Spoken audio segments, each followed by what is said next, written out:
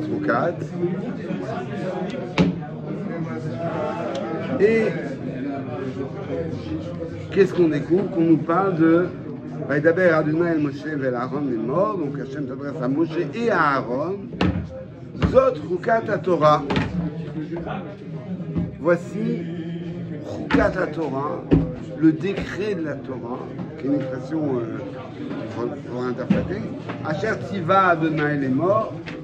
Hachem a ordonné en ces termes, Taber d'Israël, parle aux enfants d'Israël, et les Paradouma, et on a toute l'affaire de ce qu'on appelle Paradouma, on dit la vache rouge, mais en fait c'est une vache rouge.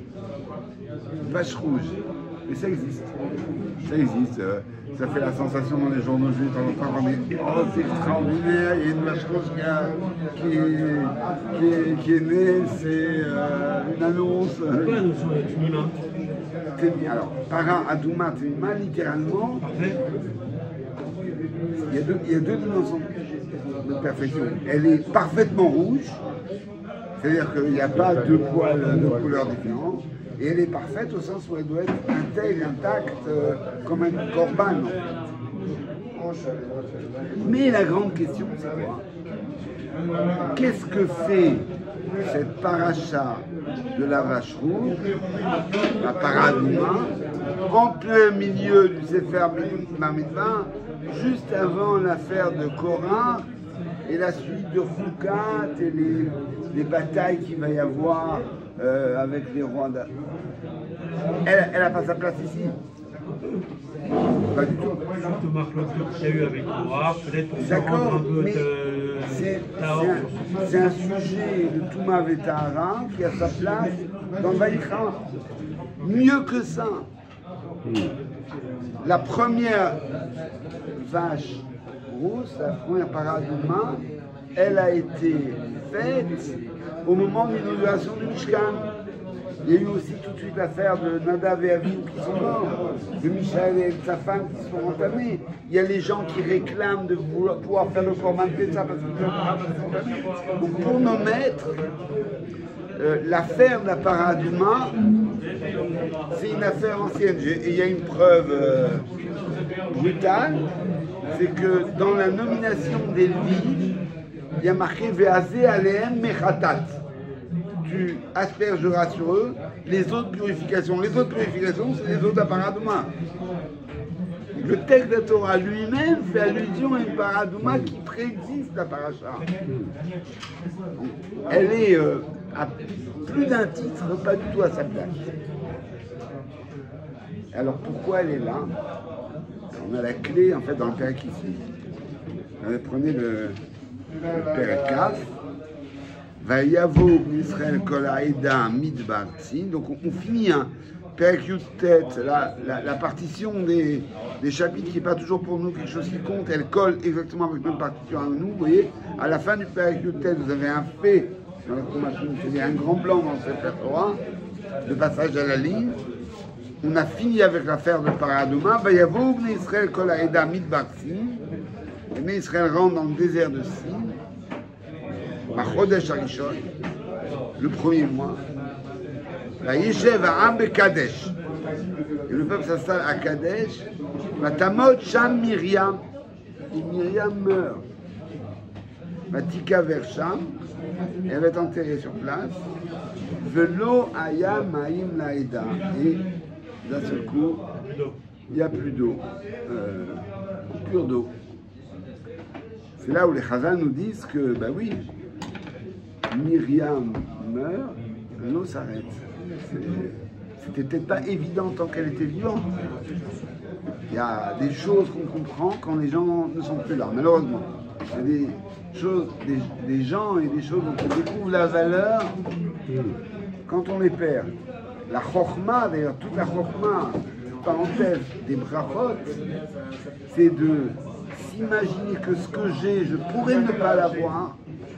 Et à ce moment-là, tu as une joie, tu jouis de la chose, non pas quand tu l'as perdu, mais quand tu l'as.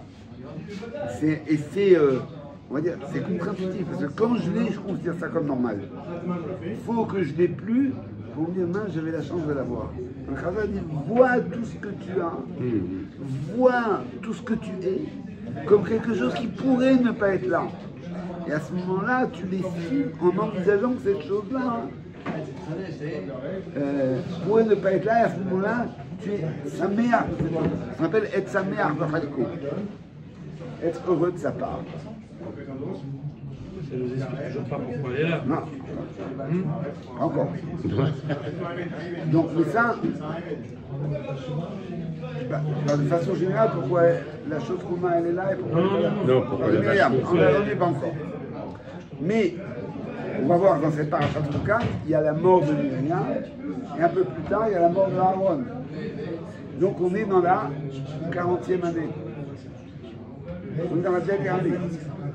Et entre la paracha de Shlach Lecha, on est dans la 2e année, la paracha de Korah, d'après la plupart des commentateurs, comme le Ramban, il y a des gens qui disent que c'est un peu plus tard ou un peu avant, les grands mefarshim disent non, mais le texte de Torah, là, ici, il n'y a pas de raison de rompre la chronologie. C'est au contraire, après l'affaire des Meraglim, il y a eu un mécontentement. Les grands démagogues savent se servir des mécontentements du peuple. On est là, on est puni, on est dans le désert, on tourne en rond. Il y a un mécontentement, il y a un Korah. C'est exploiter le mécontentement et le diriger sur les dirigeants.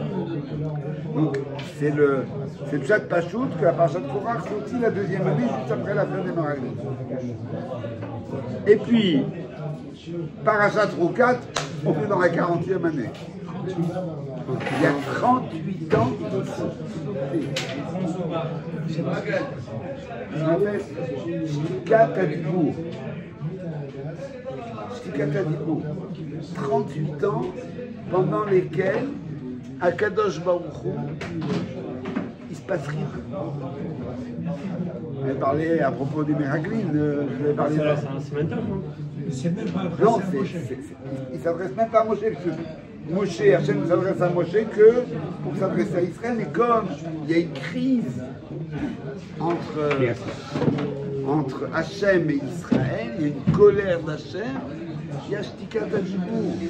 C'est très très difficile. J'en ai parlé la semaine dernière, je vous ai dit, je vous avais parlé de Proxima du Centaure. De gens qui prévoyaient une implantation de l'humanité, enfin dans la planète la plus loin, la plus proche de notre système solaire qui s'appelle Proxima du Centaure, qui a 4 années-lumière de la Terre. Et ils ont dit, techniquement c'est peut-être possible, en vite fait, mais les gens ne vont pas supporter d'être dans un véhicule, de ne pas voir la destination, parce qu'il faudra au moins 100 ans pour y arriver. Et donc, même si techniquement c'est possible, même si les gens au départ sont d'accord ici, dans le vaisseau, ça va exploser. Il y a les gens qui vont pas supporter, ils vont vouloir retourner, et à un moment donné, ils vont être trop loin pour pouvoir retourner. Ça n'est pas faisable. Et bien, la situation d'Israël dans le désert, elle est celle-là. Une situation complètement bloquée. Et tout le mérite d'Israël, c'est d'avoir tenu. Ils n'ont pas choisi. Les Israéliens n'ont pas choisi, ils ont tenu. Ils ont tenu, et s'ils n'avaient pas tenu, on ne serait pas là. Et je le dis, donc ça c'est vrai pour la génération de parce qu'ils vont élever des enfants qui, eux, vont accomplir. Et il faut leur donner tout le sens de cette mission et de cette éternité d'Israël. Eux sont les témoins de la sortie d'Égypte, du don de la Torah. Donc cette génération, elle est essentielle. Et elle a fait passer, c'est la raison pour laquelle il y a un marloquet dans la Gemara, si Dor Hamidbar, Yeshem Chelek dans la Maba. Mais des fois on les appelle Dor Hamidbar, comme ça un peu. Et des fois on les appelle Dor Dea. La génération de la connaissance, parce qu'il leur a fallu une lucidité extraordinaire. Et je dis, c'est vrai pour la génération du désert, c'est vrai pour toutes les générations. On a l'impression d'être dans une impasse. Pendant une génération, ou même pas pendant une période, pendant une durée, on a l'impression d'être dans une impasse. Il faut savoir que cette impasse, il faut savoir la vivre et savoir rester. Le thème de la parasha d'Alotecha, Alpi Hashem Yachanu. Alpi Hashem, nous savons rester sur la bouche d'Hachem, rester avec ce sens de l'éternité. Et donc, très courageusement, cette génération est en train de mourir. Ce sont les derniers, Moshe, Aaron et Myriam, Aaron et Moshe, qui vont mourir. Et là, il y a première crise, la crise de l'eau. Et donc, la paracha de Bamidbar, elle se situe avec la problématique de la mort de la génération précédente. Donc c'est moins gênant d'après vous qu'Aaron soit parti, pourtant j'ai l'impression qu'il est 20 mois après l'autre. Ah, ça va être très gênant, mais 2 minutes, on va... Je parle de la paradouma. La paradouma, c'est pas tellement la question de la mort dans l'absolu, mais la question des vivants, des proches qui restent et qui doivent continuer. Mais pourquoi les Chachamim, pourquoi la Torah parle d'une Toumatmet qui est une Touma, qui a tout à fait un autre statut que les autres Toumas? Touma, je touche un animal mort, je touche quelque chose de tamé. Bon, moi c'est très léger, en général on va au mikvé, c'est fini.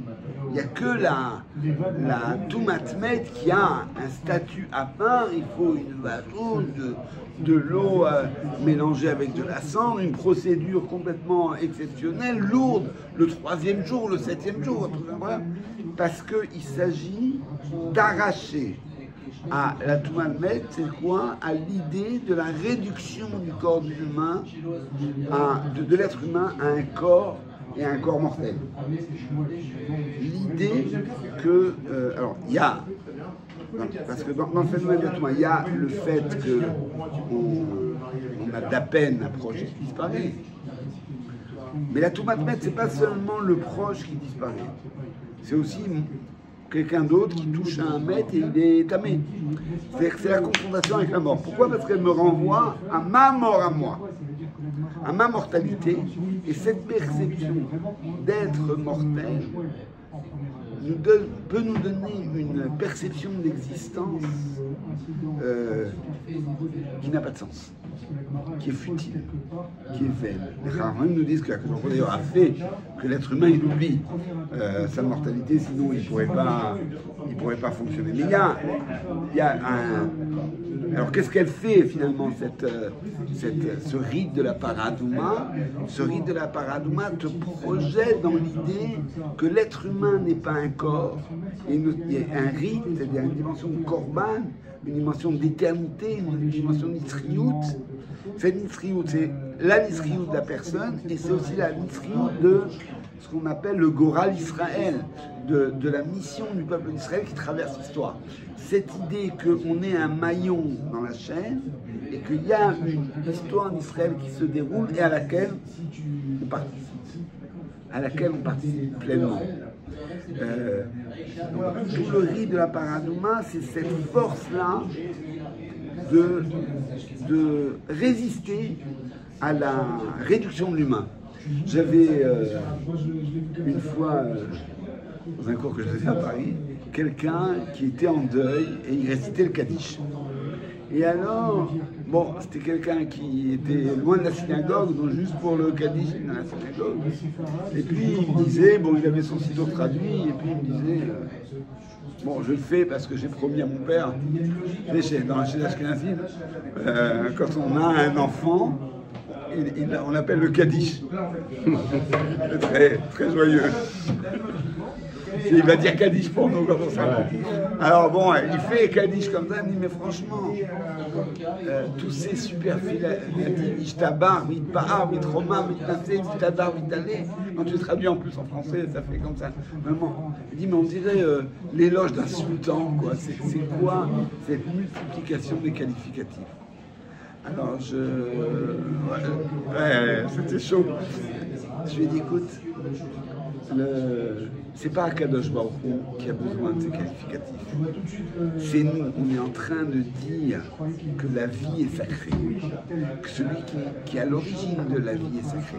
Et pour ça, il nous faut des mots, et beaucoup de mots pour nous arracher avec plusieurs termes de tout ce qui pourrait être l'idée du contraire. Et alors, on s'efforce de faire de notre vie quelque chose, une telle pente qui va vers le néant, que c'est cette pente du Kaddish. Il ne s'agit pas d'honorer Hachem, et lui, il n'a pas besoin de nous. Il s'agit d'honorer et de respecter le Chaye Olam Shenata B'Tochenu, la source de vie qui représente dans nos vies à nous. Et c'est une bataille.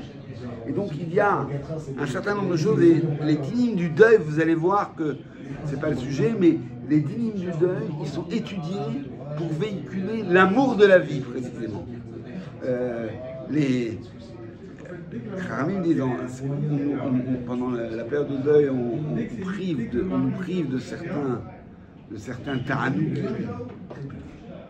pour qu'on ait envie de les reprendre, pour créer en nous cette envie de reprendre. Les Kharamim disent d'ailleurs que quelqu'un qui est mitztaher, la Gemara raconte que Rabban Gamliel, il était en deuil et il était allé se baigner. On dit mais ça colle pas. Il dit oui mais moi je souffre, je suis hygiéniste. Quand je ne suis pas lavé, je suis mal avec moi. Et le din du deuil, c'est pas fait pour souffrir. C'est fait pour ne pas oublier la disparition, mais pas pour souffrir. Et donc cette parashat Roukat, elle vient à la jonction des deux générations, donner le sens de l'éternité à la génération suivante. Et on va voir que c'est pas si simple, puisque quand ils s'aperçoivent qu'il n'y a plus d'eau, parce que c'est la crise. Comment on va vivre? C'est pas seulement qu'ils aimaient bien Myriam, mais c'est que ויבואו בני ישראל כל העדה מתמרצים בחודש הראשון וישב העם בקדש ותמות שם מרים ותיקבר שם. Et cette mort de Myriam, elle va être tellement une crise. ולא היה מים לעדה ויקהלו על משה ועל אהרון. Ils se rassemblent contre Moshe et Aaron. וירב העם עם Moshe. Le peuple se dispute avec Moshe.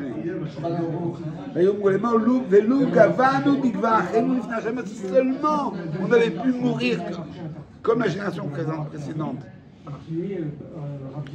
Les Ramim, pourquoi vous préférez mourir comme la génération précédente? Parce qu'eux ne sont pas morts de soif. Mourir de soif, c'est terrible. Et donc, qu'est-ce que tu nous fais? Lama evetem et kal Hashem et la midbar.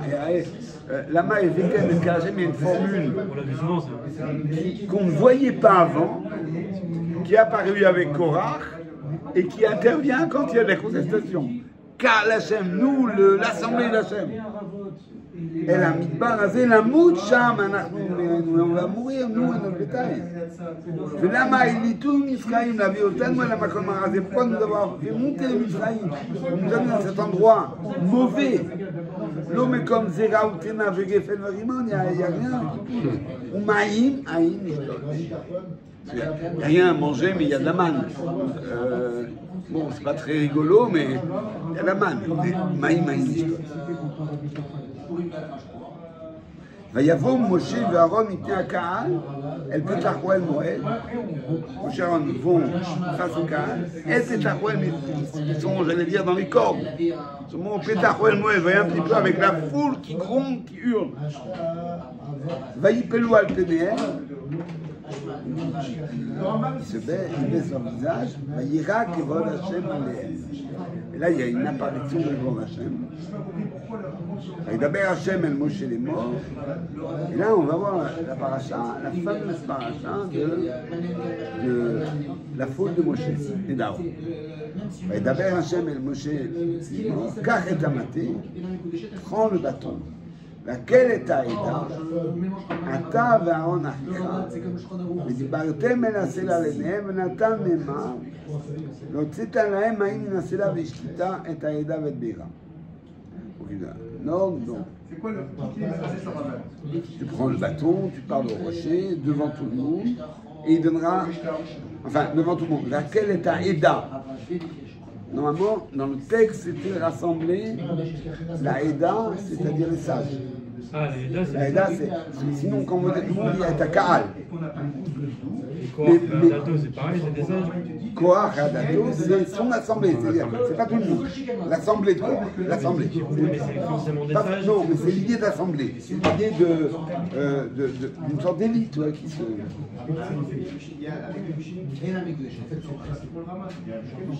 ויקח משה את המטין לפני השם כשתילו. Moshe, regardez le texte précis, prend le bâton comme Hachem le lui a ordonné. Vayakinu Moshe Aaron et à Kaal.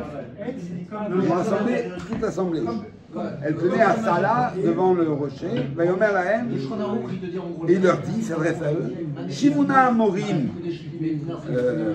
écoutez donc, bande de rebelles, Amina Sela Zenot Silachem Maïm, est-ce que ce rocher nous ferons sortir de l'eau? Vayarem Moshe et Yado, Moshe lève sa main, son bras, Vayach et Asela, il frappe le rocher de Mathéo avec son bâton Maïm 2 fois, Vayeseu Maïm Rabim, Batesh Taïda ou Beiram. L'eau est sortie en abondance et l'assemblée a bu. Vayomer Hashem el Moshe et Aaron. La première maca, c'est sorti. Mais là, c'est marqué, il a frappé 2 fois. Ah oui, pas oui. Alors, les Midrashim disent que la première fois, il y a un peu d'eau qui est sortie, il a frappé 2 fois. Voilà, c'est tout ce qu'on sait sur la faute de Moshe. Le texte de la Torah n'est pas très clair. Vayomer Hashem el Moshe et Aaron, Ya'ano emantem bi la'agisheni le'Mitzrayim, lachen utaviu et hakal hazeh el haaretz asher natati lahem. Puisque vous ne m'avez pas fait confiance pour me sanctifier aux yeux d'Israël, c'est la raison pour laquelle vous n'amènerez pas le Kaal dans le pays que je leur ai promis. Ema memeriva asheravum Israël et Hashem mekadeshma. C'est l'endroit des eaux où il y a eu la dispute entre Israël et Hachem, et où il s'est sanctifié. Alors, quelle est la faute? Nous, on a toujours appris, c'est ce que Hachem dit, la faute, c'est qu'il a tapé au lieu de parler. Tapé au lieu de parler. Mais le Rambam, d'autres commentateurs ne sont pas tellement d'accord. Parce qu'il a été très dur avec le Kaal, c'est pour ça surtout qu'il a dans les mots, Hachem leur reproche de ne pas avoir eu Emouna. Mais quand l'eau sort du rocher, que ce soit en tapant avec un bâton ou que ce soit en parlant, c'est le même miracle. Ça témoigne de la même foi. Alors, il y a plusieurs tentatives d'explication. Comme tu dis, il y a celle du Rambam. Maïmonide dit, la faute, c'est d'avoir parlé, de s'être mis en colère avec les Israël et d'avoir fait croire qu'Hachem est en colère. Et que Hachem n'est pas en colère parce que la demande d'eau elle est une demande légitime. Donc Moshe a communiqué quelque chose d'inexact. Et là-dessus, les commentateurs du Rambam, ils disent d'accord, c'est peut-être la faute, mais d'abord, là-dessus, il y a d'énormes questions. On a trouvé plusieurs fois, même dans cette fois de Varim, Moshe Rabbeinu fait des reproches à Israël. Et on ne voit pas qu'on fait toute l'histoire parce que Moshe Rabbeinu fait des reproches à Israël quand il ne mérite. Et ils ne sont pas bien compris. Ils ont été là vraiment en grande colère contre Hachem. Pourquoi tu nous as fait sortir d'Israël? Il y a de quoi faire des reproches. Et surtout, ça ne rentre pas dans le texte. On ne parle pas de colère, on dit « Ya noeman tembi la glisheni ». Alors, Maharal, il prend la défense du Rambam. Et dit « Pourquoi ils sont mis en colère? Parce qu'il y a quelque chose en eux qui était perturbé. Ils s'étaient déstabilisés. Le Maharal dit souvent la colère, même qui s'exerce contre quelqu'un, est un problème qu'on a avec soi-même. Les Moshe et Aaron ont vu dans cette espèce de colère, de grondement du peuple, ils ont eu l'impression de voir les scènes précédentes de la génération précédente, des Meraglim, en plus ils évoquent Mitzrayim, de Korach, etc. Ils ont eu l'impression qu'on a là les éléments d'une catastrophe qui se fait. Et ils ont eu le sentiment qu'ils n'arrivent pas à remettre de la sérénité dans le peuple. Et c'est... Alors qu'Hachem lui a dit, je te dis ce qu'il faut faire.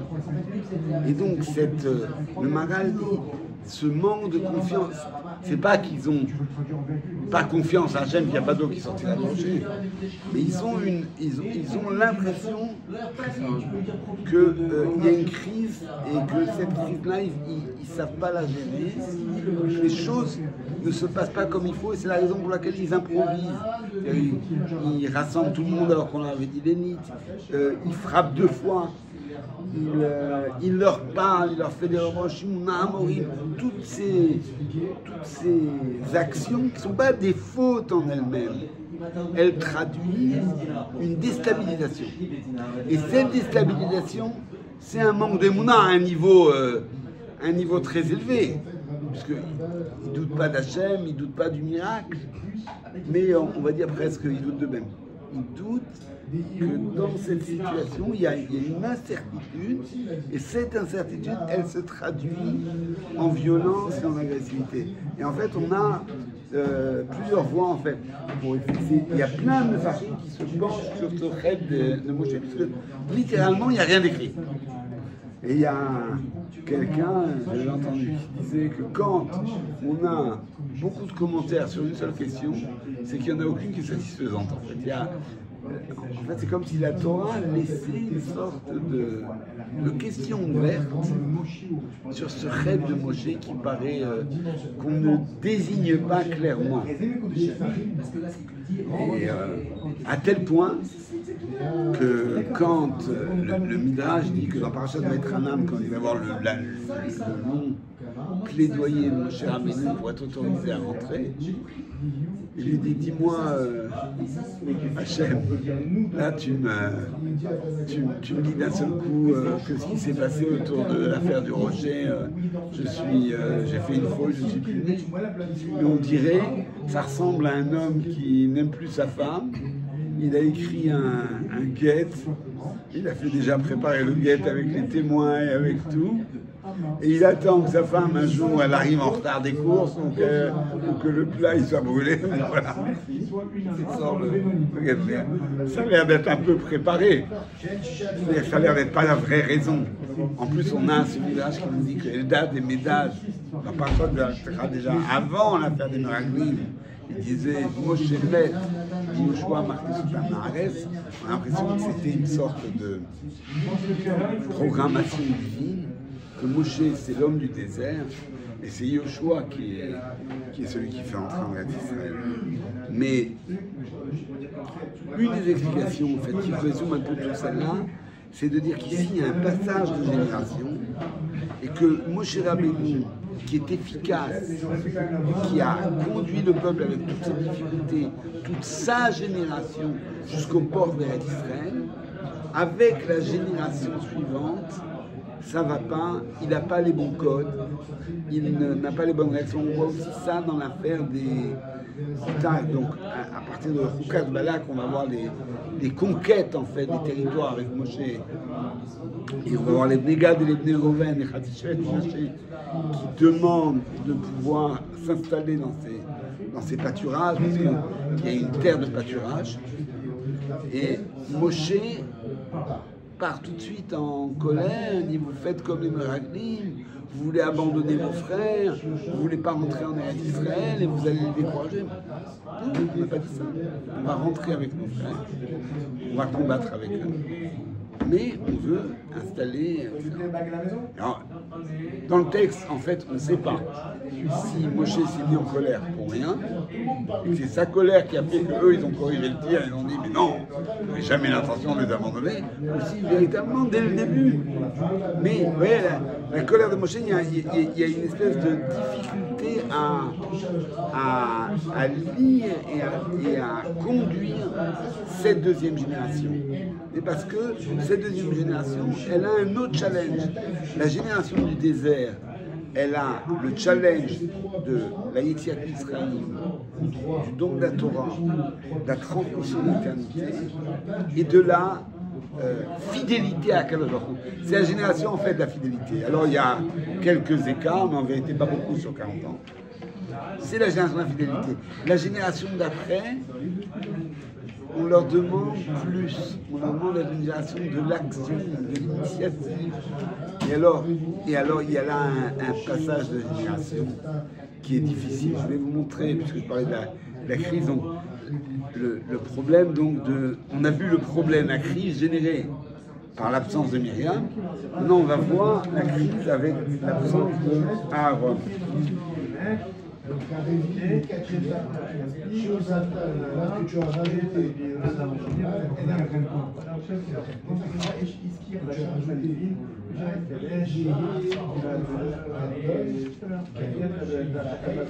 Alors regardez.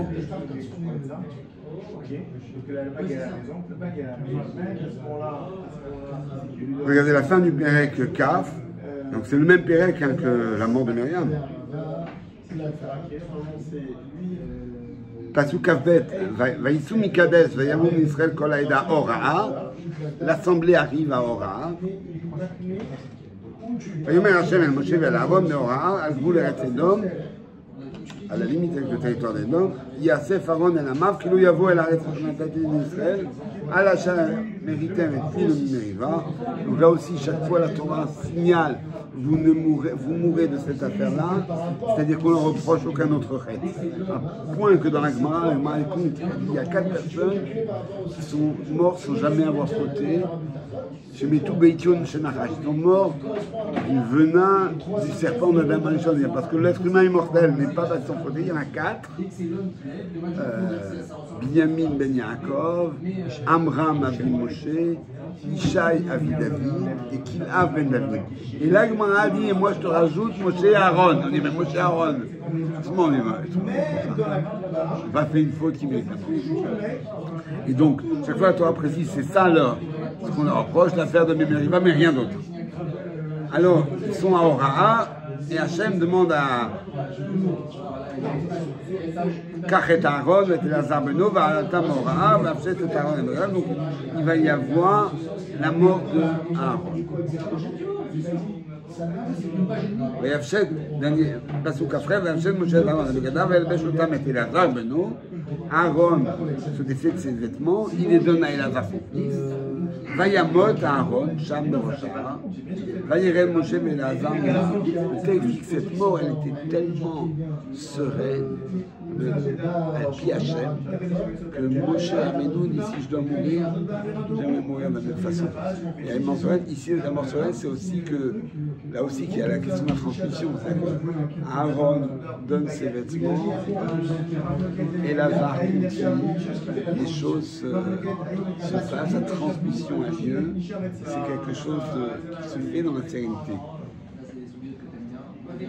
Vayirou kol haïda ki gava Aaron, Vayirou et Aaron 30 yom comme Israël. Tout le peuple a pleuré 30 jours, c'est une question qu'on ne voit pas pour Moshe Rabbeinu, qu'on voit pour Aaron, c'est donc tout l'attachement d'Israël à Aaron à Cohen. Et on va voir à quel point c'est fort. Vaishma Knani Melech Ha'ad, Yoshev Hanegev, ki ba Israël derech Atari, Vayilachem be'Israël, Vayesh mimenu sheli.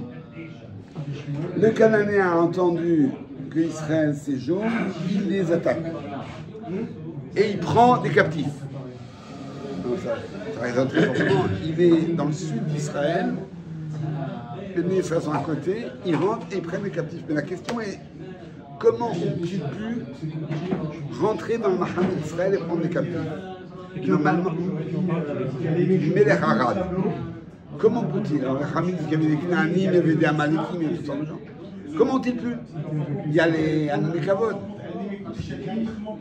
Hamid ont cru que quand Aaron est mort, les Ananekavod sont morts. De la même façon que le puits, la source d'eau, c'était quelqu'un, la protection, c'était Aaron. Et pourquoi quand Aaron meurt, c'est un thème dont on a déjà parlé, pourquoi quand Aaron meurt, en plus on doit perdre des Ananekavod? Ben c'est pas une punition, c'est une conséquence. Aaron était le ciment du Shalom en Israël. Et avec la disparition d'Aaron, ce sentiment de fraternité, de solidarité, d'unité de tout le peuple s'effriter et les peuples redevenaient des tribus opposées, séparées, les Kohanim, les Lévites, les Israël, les vieux, les jeunes, les Binyamin, les Bnei Reuven, les différents. Les tensions revenaient et à la faveur de ces tensions, les Ananekavod se retirent parce que les Ananekavod ne peuvent entourer qu'un peuple uni. S'il est divisé, il n'a pas où se mettre. Et donc, ça a une résonance énorme. La désunion fait de la bande d'Aaron, elle fait que le pays Israël se divise et que les ennemis d'Israël peuvent entrer dans le Mahal d'Israël et peuvent nous prendre des otages. Et ça a une résonance vraiment. À chaque époque, la question de l'unité d'Israël, qui elle met en place des Hananekavot, c'est une protection inouïe.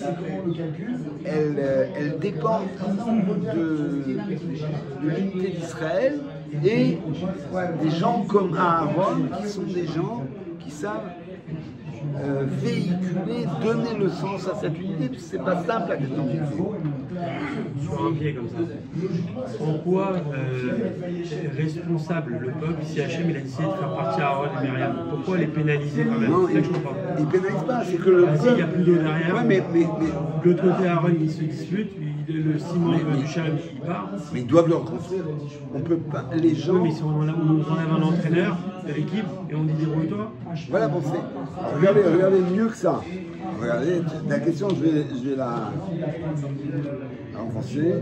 Prenez Devarim Perek Vav.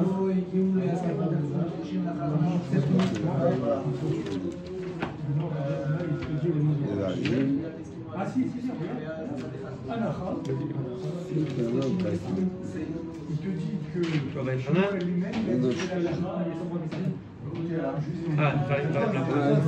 Non, il faut un match avec Rachid.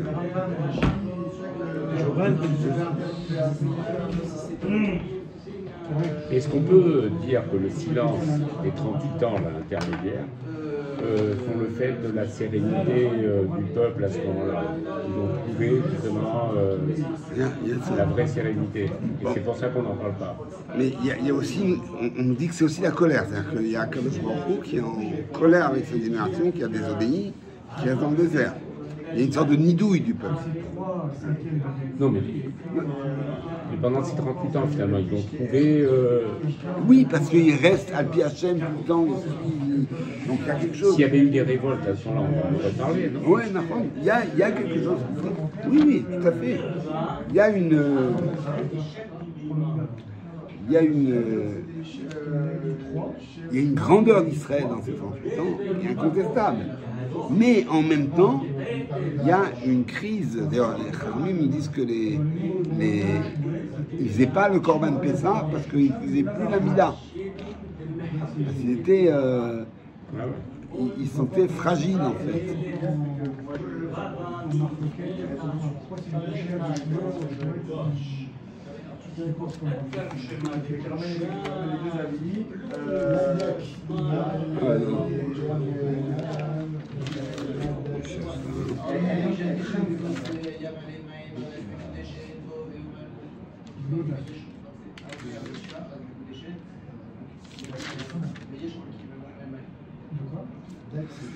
Alors, on est dans Parashat Ekev et il y a une sorte de feedback de Moshe Rabbeinu qui raconte. Bon, je vous dis le pasouk, mais c'est le Rashi que je vais vous montrer. Moshe rappelle, Vayusham, Né Israël Nassou Miberod Neyakan Mosera. Les Né Israël ont voyagé de Berod Neyakan, Perikut Pasouk Vav, à Mosera. Sham et Aaron, Vaïkaver Sham, Vaïchaen Elazar Beno Tartar. Là-bas, il a été enterré et Elazar, son fils, a pris sa suite. Et les Chachamim qui ont un sens aigu des psukim et de la topologie du Midbar, ils nous disent mais ça va pas du tout. Ici, tu es en train de dire que les Israël ont voyagé de Bnei Yaakan vers Mosera et que Aaron est mort à Mosera, alors qu'on a vu dans Parashat Rukat qu'il est mort à Horaa.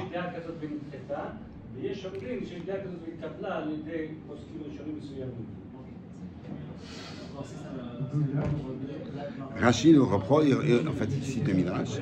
Mais Israël n'a soumis Berot Yakan Mosera. Ma'inyan Zelekan. Ve'od. Qui mi Berot Bene Yakan a soumis Mosera. Velo mi Mosera baoul Bene Yakan. On a la liste des Tachanot dans Parashat Masé. Et on a que c'est dans l'autre sens. C'est d'abord Mosera et après Bnei-Yaakov. Donc qu'est-ce que tu dis? Tu te trompes de sens.